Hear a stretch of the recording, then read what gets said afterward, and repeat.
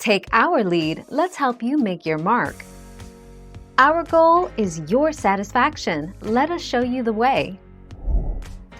The custard relies on the coagulation of the proteins in the eggs to set or firm the filling. If too much dairy is added to the eggs, there will not be enough proteins to set the mixture and the result will be a very soft, almost runny quiche.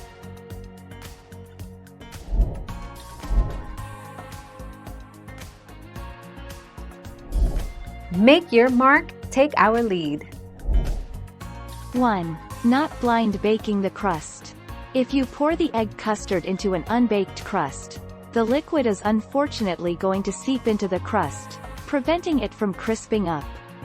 The simple solution is to blind bake the crust before adding the custard.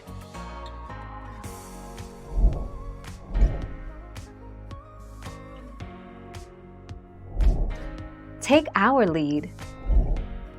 So, try raising your cream to 4 to 5 tablespoons, or maybe try a more watery dairy like half and half. Add some cheese, cheese is creamy, remember?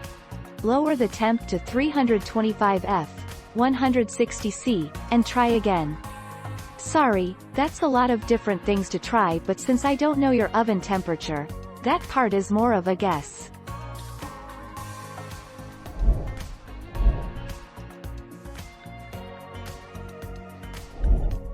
Take our lead. It depends what kind of watery you mean.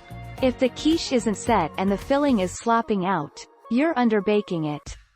Solution: leave it in the oven for longer. If it's set, but has tiny holes in it and water is weeping out, you're overbaking it.